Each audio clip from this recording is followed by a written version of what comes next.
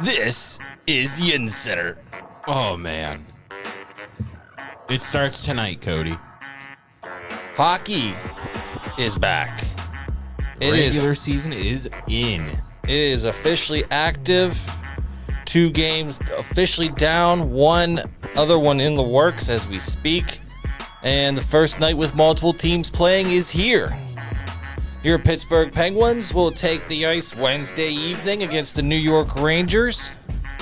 And Igor Shesterkin has turned down $11 million a year from the Rangers, $88 million in total. All right. I'm fine with that. Let's see what's going on. This is already getting spicy to begin the year, so let's go. Last week was a little bit of our draft preview to kind of cover the whole league, but we're going to focus in today, hone in on this Pittsburgh Penguins team, because it is the eve of the regular season. And I'll tell you what, this team, you were talking to me on the way in, and there is a lot to be excited about, maybe for real this time, about this team. With some of these acquisitions kind of already beginning to round into shape. Sure, some folks do consider the first offseason of Dubas to be a miss. However, I believe there are a lot of solid assets that have been acquired this offseason, solid youthful assets, and a lot of acquired future assets. Yeah, I'd agree with that. Sure. I mean, you're in a much better position right now than you were than the day Ron Hextall left. Exactly. So, I mean, yeah, sure, maybe the first offseason under Dubas, maybe that wasn't ideal. But, hey, I mean, you got to move on from the past. So, here we are today. I mean, the 2024-25, goodness gracious, that lineup. It has been announced for the year, so go ahead and rattle it off. Got to turn the page and look to now. So announce that opening official starting night roster. So we'll start with the goalies. You have Alex Nedeljkovic right now on IR, so he's on the roster, but he's on the injured list. So you have Tristan Jarry will be your starter, and prospect that we've kind of been talking about here over the last couple of months, and Joel Blomqvist. A young Swedish goaltender, I do believe. Played in the SHL for a while. Spent the last couple of years down in the AHL. Seemed to have torn it up. So, very, very intrigued. Only 22 years old, I think. So, very well could be looking at obviously the present, but the future goaltender for the Pittsburgh Penguins as well. So, you like what you could see there. On the back end, you got your staples and Erik Karlsson, Chris Letang, Marcus Pettersson, Ryan Graves, Matt Grzelcyk, Ryan Shea, and Jack St. Ivany. So one of those two will probably be a healthy scratch, I would imagine. But a pretty solid defensive pairing. I think you'll probably see Ryan Graves on the third pairing. Get him a little bit more insulated. Probably play with Jack St. Ivany. I think they've already kind of came out and said that Grzelcyk's going to play with Letang, if you've been paying attention to the preseason at all anyways. I did want to point out, too, I saw a lot of hockey sites stating that that Sebastian Aho, the defenseman, was going to make the team, and he is not on the opening night roster. He's nowhere near it. And we never really thought that he was a threat to make the team really at any point in the offseason. If anything, I thought he'd be a seventh defenseman, be that the Chad Ruhwedel of this team, but I didn't really see it because I know how much they like St. Ivany and Shea, so yep. I'm not all that surprised. Now let's get to the forward group where we had your bullseye of the offseason. Yeah, I mean, I kind of called it. Your bullseye of the offseason. I kind of called it. So, young gun that we just acquired in the offseason via trade for another probably soon to be young gun in the NHL. Rutger McGroarty makes the team. So right out of camp. I kind of, I thought that he played a pretty strong game along the wall, and he brings he's not, I think he's like 6'2", but he's still only like 180 some pounds. So he's going to put on a little bit of muscle and get a little bit bigger in that way. But he's a front of the net kind of scrummy player, but a lot like Michael Bunting. So I like that. Now, I don't necessarily think he's got the best of foot speed, but I like he's a very positionally smart player, and then he's very good in the offensive zone. So I'm not all that surprised. Now, let's get back to the rest of this forward group. You know, you got Sid, Gino. Brian Rust is actually on the IR, so he's on the injured list right now and not technically on the opening night roster. You got Ricard Raquel. You have Anthony Beauvillier. We've been mentioning him as well, bringing him in this offseason from the Vancouver Canucks, I do believe, right? Yeah, most Penguins fans will remember him scoring the series clinching goal as Tristan Jarry threw the puck out into no man's land for the Islanders to collect and throw right back into the net. Yeah. So I think he could be a pretty decent addition. He can kind of jump up and down the lineup, and he's going to play with Sid to start the year because Russ is not playing, but don't be surprised if you see him jump down to that third, fourth line role whenever Russ comes back. And then speaking of your fourth line role, Noel Acciari, not really any surprise there. He had as many goals this preseason as he had in all of last season. So I'm a little tickled by that, I guess, to say, 30 whatever, 33, 34 years old. If you can get any bit more offensive production out of him than you got last season, you take it. Valtteri Puustinen is on this opening night lineup. Again, a couple of injuries. Don't necessarily know if he'll be in the lineup when the injuries return. Same with Rutger McGroarty, if I'm going to be honest. I know I said it from the beginning that he was going to be on this team, but you said he makes the opening night roster. Right. That is what you said. You didn't say that he was going to stay on the team the entire time. You said he was going to make the opening night roster. Right, absolutely. So, I mean, like I said, don't be surprised to see those two go back down. You got your trusty, probably third-line center, I'm going to say, for right now, in Lars Eller. In the preseason, I liked what I saw out of him, Rutger McGroarty, and now on the roster as well for this season, Jesse Puljujarvi, who was on the team last year. And he didn't have the best of seasons, but he was just freshly returning off of, I think, a double hip surgery. So that's not the easiest thing to return from. But what I saw out of him in the preseason, I'm very, very happy with, and I'm very intrigued to see what kind of a season he'll have on that third line. And again, he's somebody that will jump up and down the lineup because, I mean, he was playing top 6 minutes in Edmonton with McDavid and Draisaitl there for a while. So don't be surprised to see that happen.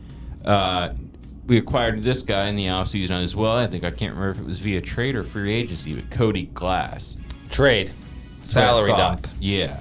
So, and honestly, I like what I saw from him. I mean, he's not the quickest, but he'll be a very solid third, probably fourth line player for right now. With a Kevin Hayes and Noel Acciari, I think is what I saw. So that's a pretty solid fourth line. And then you have Drew O'Connor and Michael Bunting are your last two guys that I didn't get to. So, those are going to probably be top 6 wingers right now. I mean, I liked the steps that I saw from Drew O'Connor. I hope he takes more this year. I'm still not entirely convinced that he should be a top 6 winger, let alone the first line winger. But I saw some flashes last year that make me kind of happy, so we'll see. I mean, I'm a lot more bullish on this team than I was on last year's team. I was telling you that before we came in here, and don't be surprised if this team does make a run. So, I mean, well, to be fair though, Nev, let's take a little devil's advocate here. We did also preach that they were going to win the cup last year. Yeah, that is true. So we couldn't have been much more optimistic about Penguins last year. Fair. What I will say about the Penguins, though, is this team is absolutely structured to be a younger team. This team has an identity. The identity of the Pittsburgh Penguins is back. I will not go that far. I've seen it. I've seen that coming from Mike Sullivan and players. So I really do believe it, man. I mean, it sounds like you are definitely on the brighter side. That makes a difference. Yeah. But yeah, I am. I mean, don't get me wrong. You kind of baffled me. I wasn't expecting the light there. But I do think that it could go just as poorly, if not worse, than last year. I mean, you do have quite a few younger pieces in this opening night lineup, so it's going to go one of two ways, and I'm really high that I just want to say, like, you did say that, you know, you're more bullish on this year's team, but you did say that last year they were going to win the cup. In retrospect, I wasn't necessarily looking at the team. That preview was a bit more, let's have fun with it preview. Yes, and because that was our first year, like we were just fresh into podcasting then. Yes, this is now serious analyst mode. We just acquired Erik Karlsson, so I mean, you know, the vibes were high. I'm not gonna lie to you, but you're still. But realistically, I do think that you're putting yourself on the record this year, though, that this is a team capable of taking a run. This is a playoff team. I believe that, and I do think that they could make a deep run this year. Okay. I will agree with you strictly on the front that I think that it is a team that can make the playoffs. They got to prove it to me again, though. It's, I mean, I know, you know, you kind of said it with me about the Buccos at one point, and you know, you can get a little bit of a Bucco fever going. I think, you know, everybody catches a little bit of Bucco fever here and there, but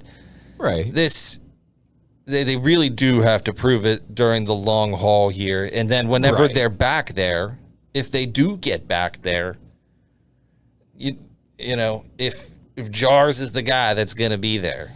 Right. That's probably the biggest question mark for me, is what Tristan Jarry are you getting? Where you, in your point of them making a run, I am listening. I will say that there is a fathomable cause that could spark this. And we've mentioned it before, and you mentioned that he made the team, but I think it's Yoel Blomqvist. If that guy, if he's producing what he has done in the AHL, and he continues to produce at that level in the NHL, and I think it's going to rely a lot on the Penguins' defensive structure and making sure that they play. You remember how, like, in the 2016-17 Penguins, those teams, they would have, I feel like whenever Fleury was in net, they played a little loosey-goosey, run-and-gun style, because they knew they had Flower in the back of the net. They had confidence in their goaltender. Yes. But whenever Matt Murray was in, and he did perform with light-out numbers, that defense played to shut you down after we had scored, 2-3 goals. It was, shutting you down and then transition quick in offense, and boom, all of a sudden you're down 2 or 3 goals and you don't even know what hit you. Right, and I do think that this team... But you had Matt Murray, who is making all the necessary saves at that point in time. Right. And that would be your path to that happening, would be Erik Karlsson. You get another 82 out of all of these guys. Right. You need 82 games out of Gino, Sid, Tanger, Karlsson. You did get that last year, and we did not get that. Right. Now, I saw something in the offseason. Well, in the training camp, I think, that Gino was joking about, like, every time he plays all 82 games, we don't make the playoffs, or something like that, something along those lines. It's like, so I'm not saying I want to get hurt, but... Well, the team, that's usually... I feel like that's usually when that team, any of those Penguins teams, would actually find their identities whenever he would go out. And then he would create another element to his game when they would get back. When he came back, yeah.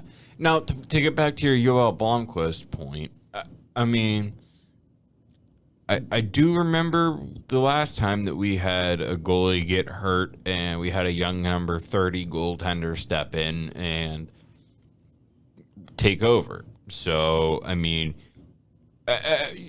yes, you needed to give him like a 2-goal kind of buffer.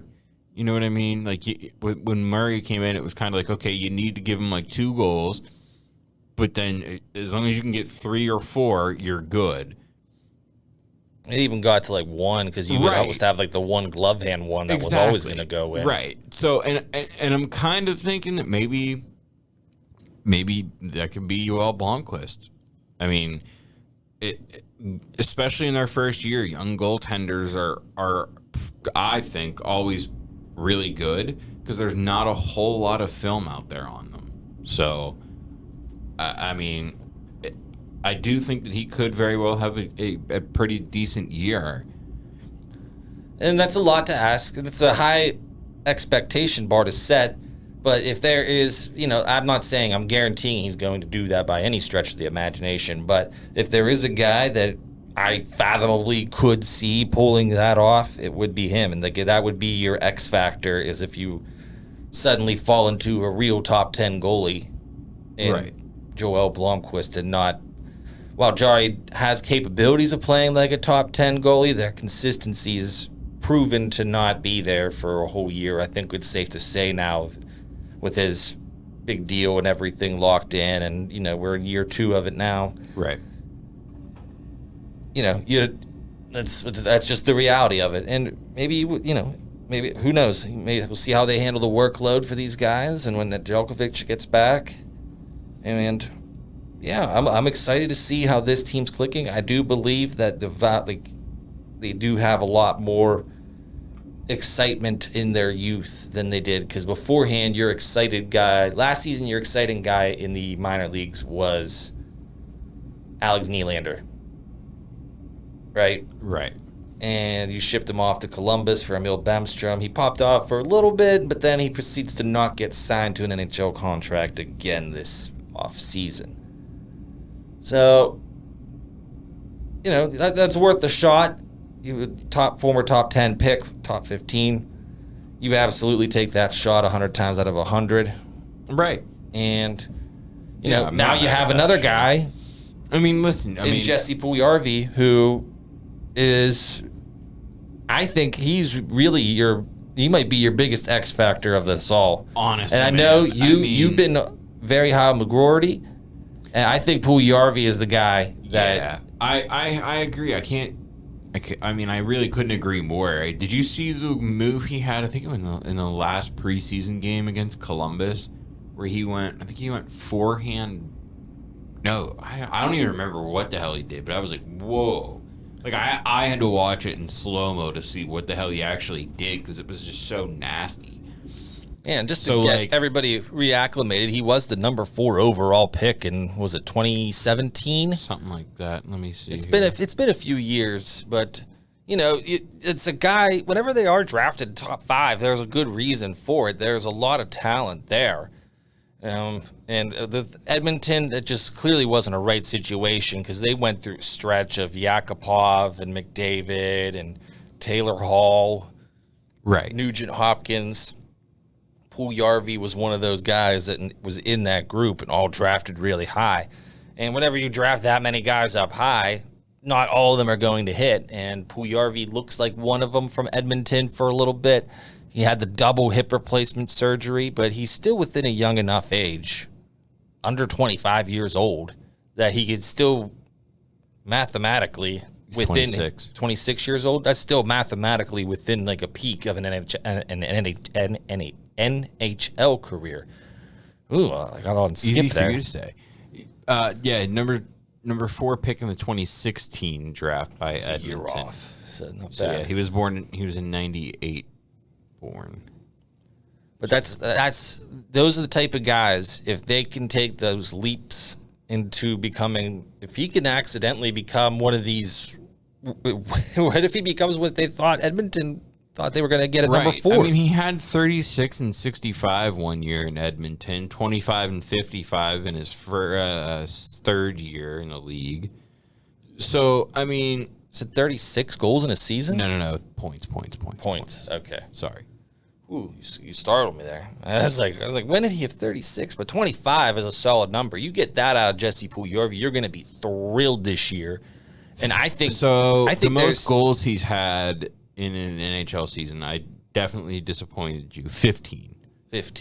Okay, so 15. Yeah, I was giving you points totals. Okay. For seasons. 36 points, 14 goals, 22 assists, and 21-22. Well, realistically. And that was in 65 games. So 36 points in 65 games, that's like almost, a half a point a game? Approximately. Right. So, I mean, if you can get that and you have him on your third line, I like it. Sounds like a solid third line to me.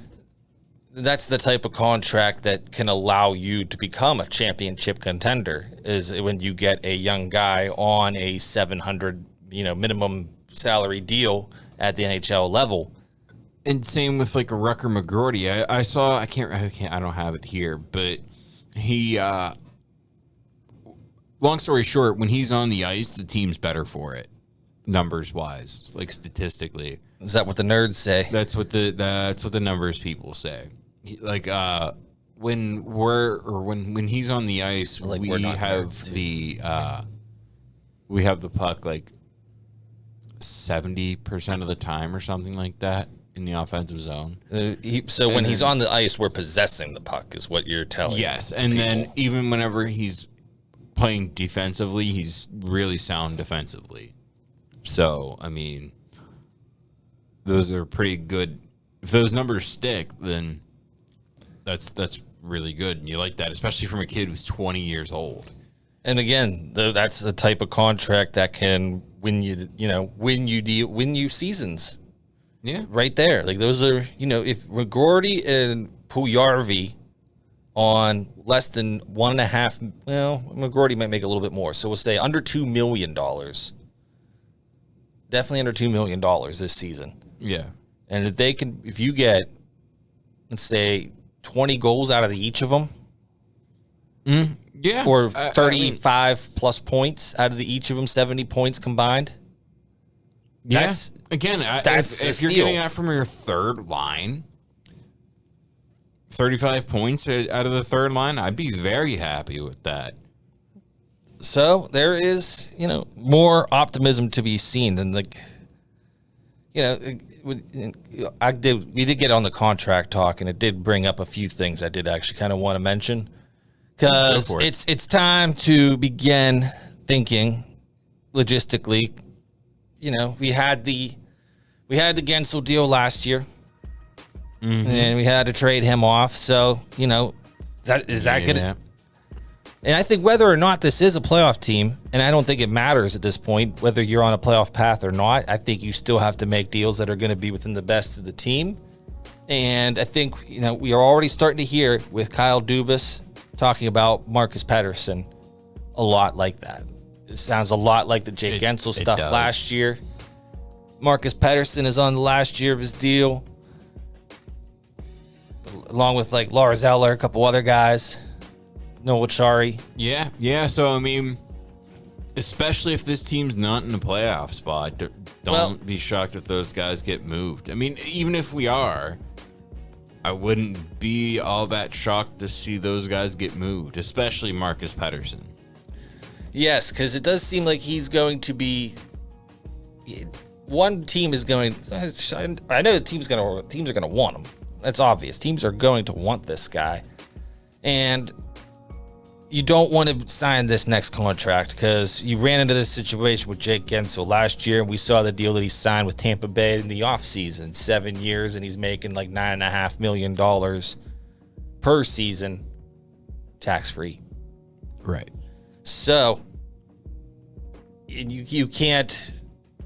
I don't think Marcus Pettersson's going to command that much money, but he is going to command what is essentially his final deal. It's either his age 28 or 29 season. He's 28. 28 season. So going into age 28 season, this is his last deal. He's going to lock in. Yeah. He wants to have a good year and lock something in. And, it depends on where we're at. If you're in first place and you got to, everything's looking good, you got to you got to keep this together.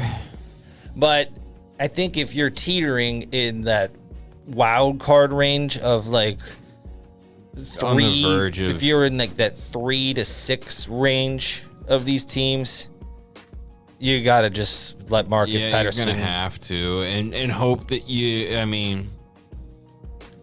hope that you can get something out of Ryan Graves, move him up to the second pairing, and hope to God that he isn't a pylon like he is.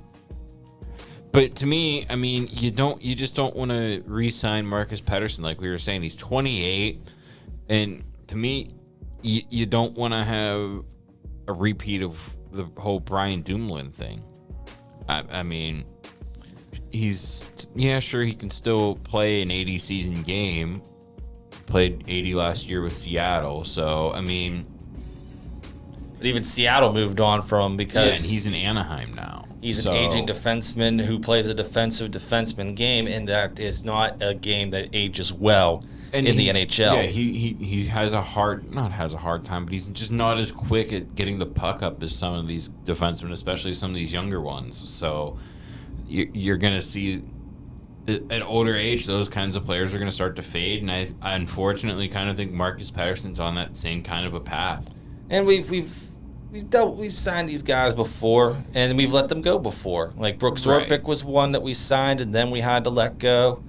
Rob Scuderi was one we let go and then brought back, and then we were begging to get rid of. Right. So this is just the natural step of defenseman life in the NHL. Like I just mentioned, though, Brian Dumoulin, same thing. It was like, oh, no, you have to re-sign him. Like, he won 2 cups here, though. And then you resign him, and it's like, okay, no, you have to get rid of him at any cost. So, like, do you really want to go back down that path again? I don't think it's worth it. And not at the money he's going to want. So, unfortunately, it's probably time to move on. Well, and, you got to play the season out and let things get like we were saying, see where we're at. And that's why I said it's probably going to be time to move on. But... like you were saying, if you're in a battle for second or whatever in the division, then you hold on to them. I will say I don't expect too many other possible players that people are overly attached to at this point in time to get moved, but you never do know. Someone has stuck around for a little bit, and someone's gonna be like, well, I want this role player around because he's my favorite. I haven't really heard that about Marcus Pettersson, but maybe it could eventually develop. Listen, there's definitely the hockey nerds that are like, you can't get rid of him. He's too good statistically, and it's like, yeah, I get that, but like I was saying, that's gonna decline over time. Like somebody that plays his style of game, he's not really flashy offensively. He's just sound, and he's more defensive player and really good with a stick. Well, that fades, but and I know it's odd to say that about somebody that's 28 years old, but it's like in the world of sports, especially pro sport, it's just the world we live in. And it just makes another season of Sidney Crosby even more of a blessing. Exactly. Look, that more impressive. So, I mean, it's not to say Marcus Pettersson doesn't still have a place in the league for somebody, but it's just not this team. Basically, the moral of the story is let someone else sign that next deal. That's the moral of the story. Yeah, exactly. Hey, then maybe he even gets bought out and we get him signed back on the cheap later on in his career, and we'll be more than okay with that. But look at Jack Johnson. Yeah. Been bought out 4 times, and I'm kidding. I don't think it was that many, but it was just the Penguins. He's just been signing 1-year deals, right? In Columbus, that was still the most baffling thing ever. Was just giving him a 6-year deal. And there was nobody else like even remotely interested. It's like I remember that free agency Nobody wanted day. him, and then it was like, yeah, here, Jack Johnson signing a 6-year deal with the Pittsburgh Penguins. Pittsburgh's in the market. No. Pittsburgh got a hot market for Jack Johnson. Pittsburgh's in the market. Pittsburgh and Jack Johnson. Like 2 years, okay, I would have been cool with, because like you can get past it. But Only a few more 6 years of that dead cap on the hit. So No, I think it's up at the end of this year, is it not? 24, 25, I thought. no, there's still a few more years, bro. Oh. Anyways, so that's what we have on this team. That's what this team looks like. Okay, now, and we have some expectations placed. I still would think, I still ultimately think at the end of the year, you're fighting in that 3rd to 5th range. I still think, and I discussed it in our last episode, that New Jersey, the Rangers, and Carolina are probably superior teams at this point. Man, and I get it. It was 2 games, and it was against Buffalo. But, man, New Jersey looks good. Give them a goalie, and look what they can do. And a coach that's not stuck in 1999. Ain't that the truth? Cough, cough. Look what happens in Buffalo. But, I still think, maybe there is a chance, there is a little bit of a damaged relationship. We did mention the Igor Shesterkin contract squabble. Right. Maybe possibly Yeah, developing. It could. Look what happened with Swayman. Obviously, he's signed it now, and he's going to play, thankfully, Yeah, for the my Swayman fantasy thing got turned around pretty quickly. Maybe the Shesterkin thing does too. But I don't expect... I don't think this is going to be resolved quickly, and the New York media is going to run with this like crazy. So maybe that could be the distraction that could bring down the Rangers a bit. Yeah, you're gonna. I don't want to say you're gonna have to hope for something like that, but you don't want to hope for injury. So I guess that's probably the safest route to. I don't see any way that this team finishes ahead of Carolina. I don't know, man. You're excited, but I don't see much of a path. I've never I get it. Carolina's always been a regular season good team, but I've never really thought that they were all that great. They're a really good team.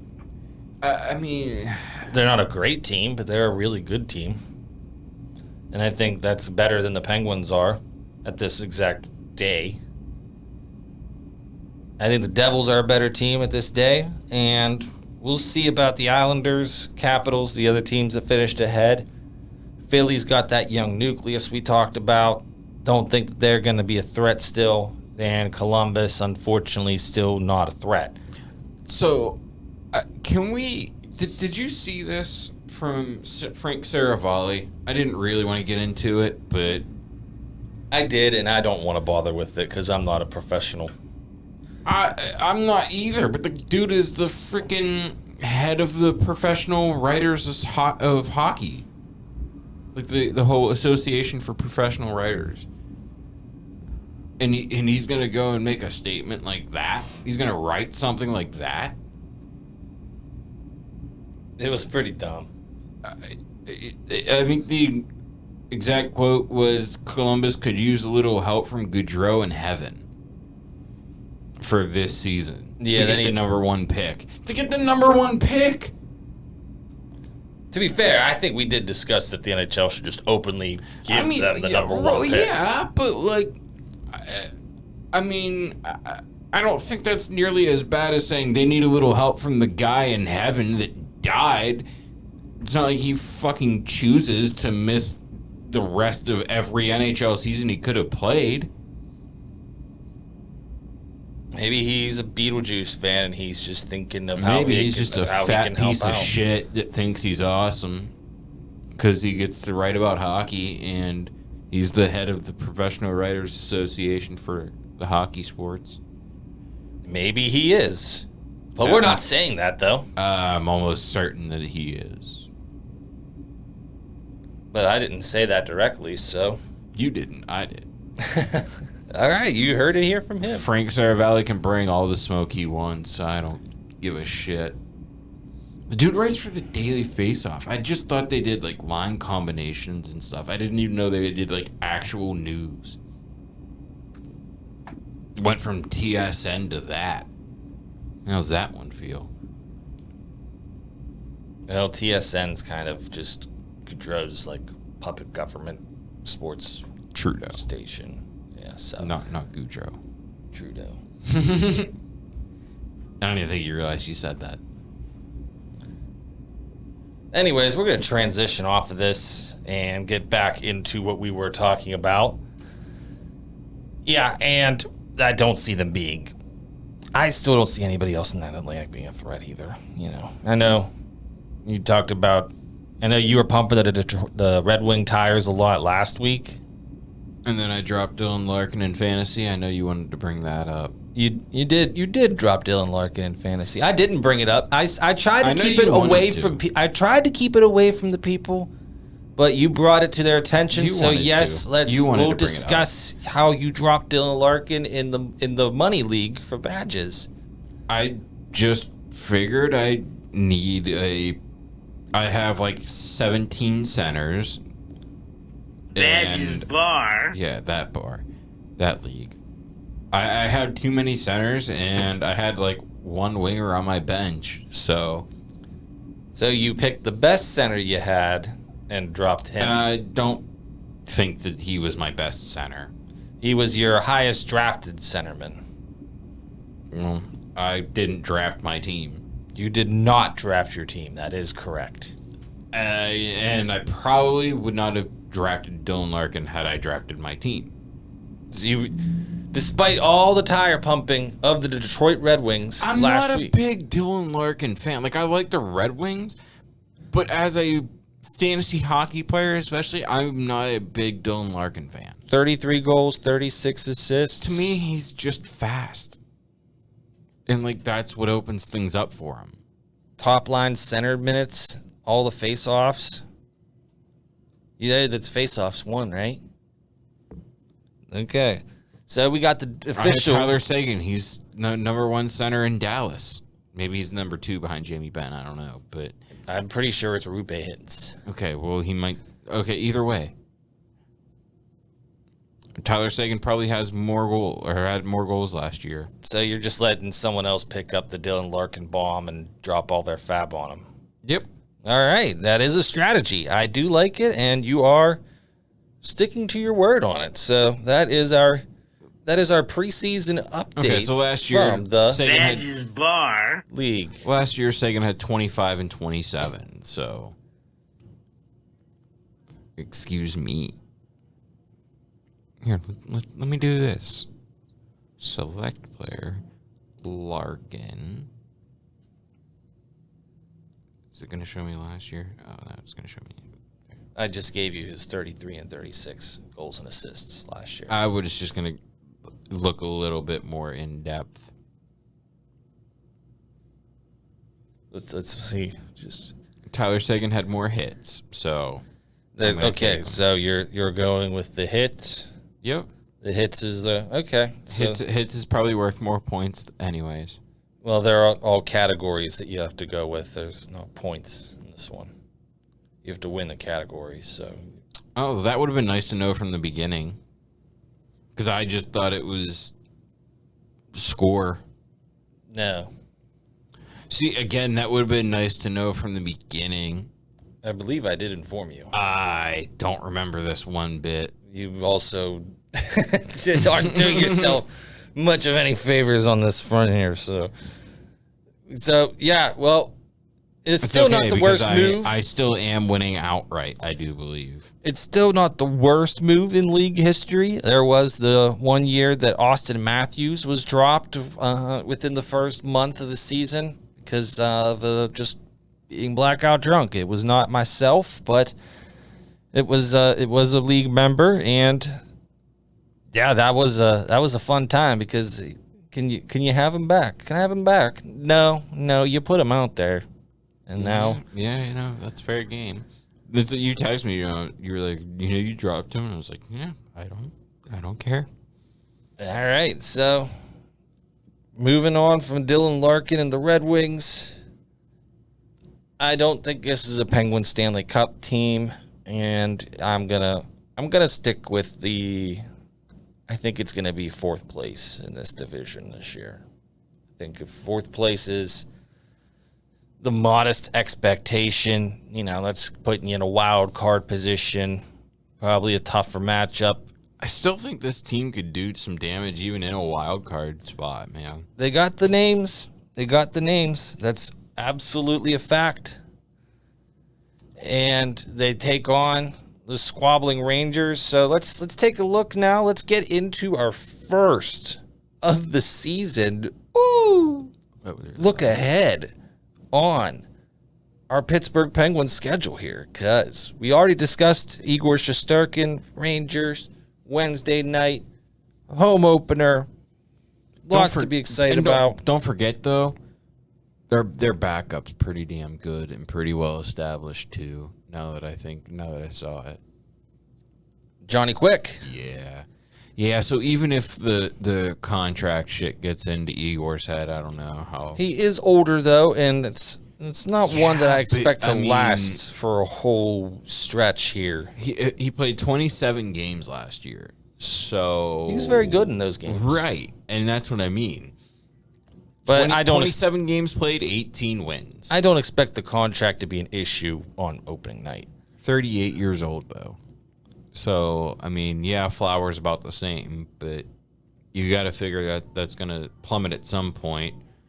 Although his numbers are pretty much the same as his career average last year. 262 goals against, 911 save percentage. His save percentage is the same as his career. And his goals against average went up a very little bit. So, next up, Red Wings, Thursday night, right back at it. Back-to-back hockey. Man, gotta love to see it. Let's go. And then the Maple Leafs. You got a little bit of a road trip in the Canadiens. So you start in Detroit, make your way over to Toronto, head back up even further to Montreal before making your way back down Wednesday evening, the 16th, to face the Buffalo Sabres. And then you got to stretch. And we'll see when we start the next episode, because then it's the Hurricanes. We'll just give you October's whole schedule. Might as well, yeah. Hurricanes in Pittsburgh. All right. Then they head to Winnipeg. Ooh. Look at what time take on the Jets starts. on Sunday the 20th, 3 o'clock. That's an interesting one. So you got Steelers and Penguins. Same day. It's going to be a busy afternoon. Then they go over to Calgary. You begin your Western Canadian road trip in Winnipeg. Wow, that's early for the Western Canadian road trip, too. Flames in Calgary, Edmonton Oilers, and the Canucks in Vancouver. Oh, wow. You hit all four of them. I didn't even realize that. You get all Winnipeg up in there, too. Yep, you hit all four of them right off the bat. Wow. That's after that 2 little stretch against Buffalo and Carolina. Right. And then you come back home to wrap up October with 2 games, ending Tuesday night against Minnesota and Halloween night against the Ducks. The same game that we were haunted by last year. Yeah, that was the one that kept us out of the playoffs ultimately. I think The lazy, or were the we lazy, 3 points out. The laziness in that one Right. was one of the many different plays. Yeah, That was the first one we said you could look back at this one and be like, why the hell didn't we do that? Why? How did we lose that one? Yep. So Yeah. that is your October stretch. So we got that So- Halloween game, but What, Nev? You're high on this team. yeah. Where are they gonna sit? And that's how many games? They got 15 games in October. Where are they going to sit after October? 15 points at 15 games. That means 30 points. 30 are on the points. line. All right, hold on. Let me pull the schedule back up. I don't fucking like this NHL app. versus Rangers at Red Wings. I got it.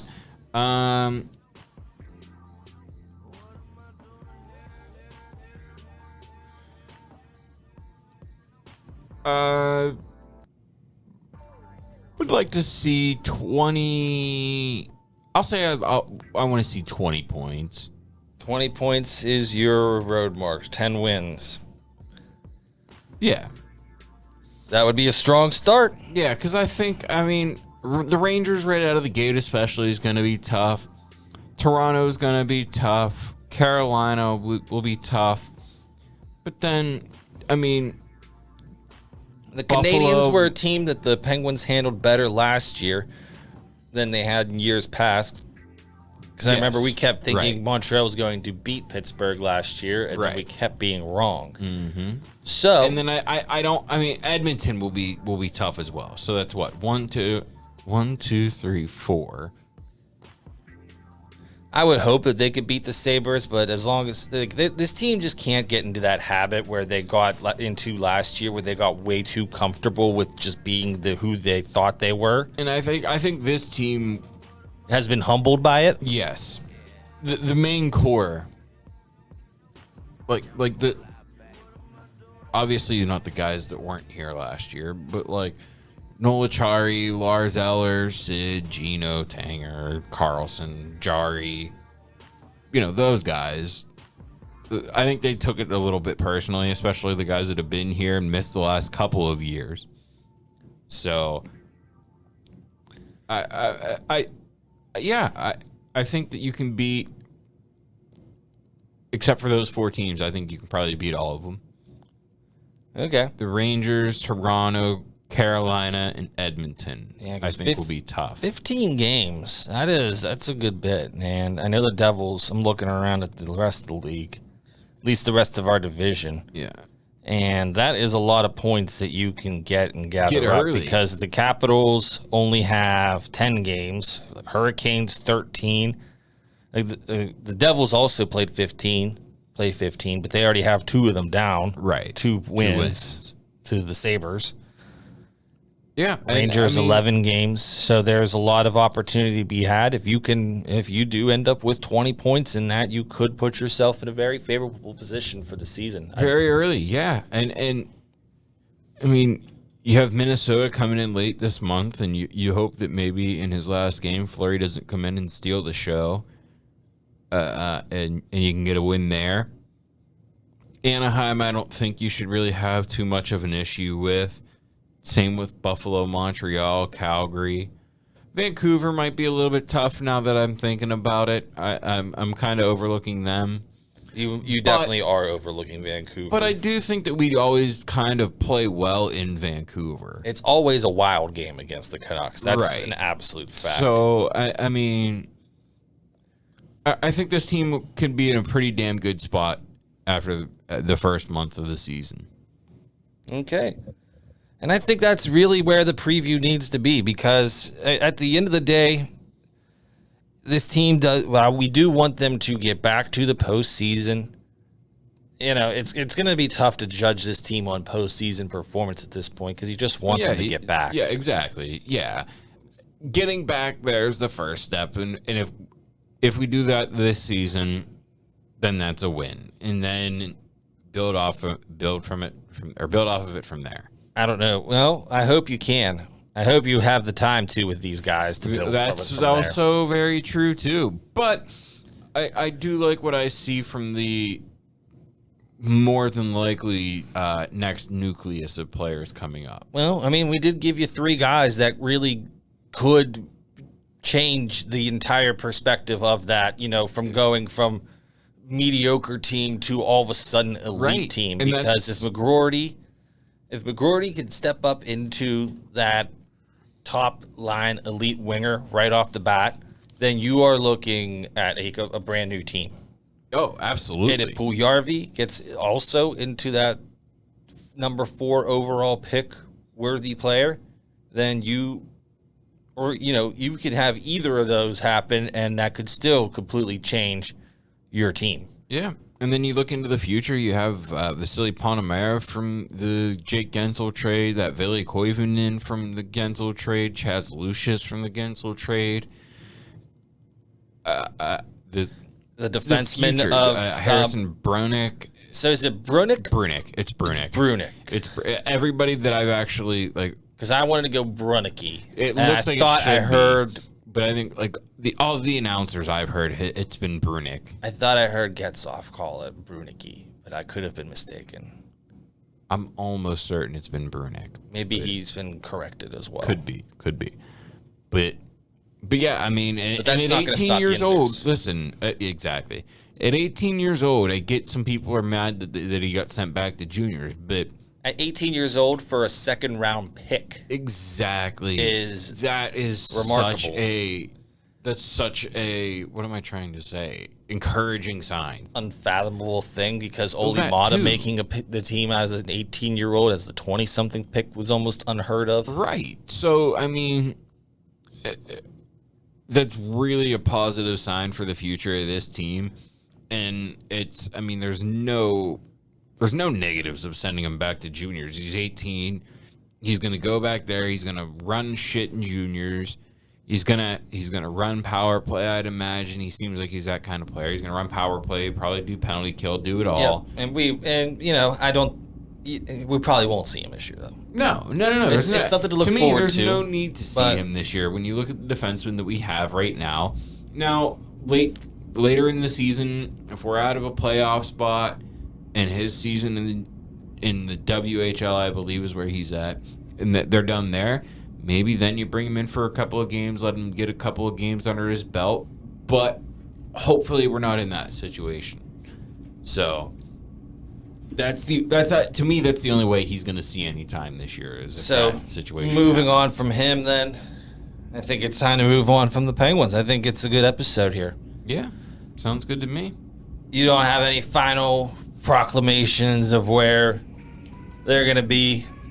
I think that they're comfortably going to be in that number 3 spot in the division. Okay. That's a wrap then for this one. Don't be surprised if they're in that 3 spot most of the season. And I know you might be begging for football talk to be back. It'll be back soon. Don't you worry.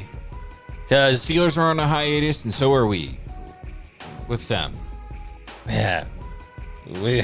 We'll see.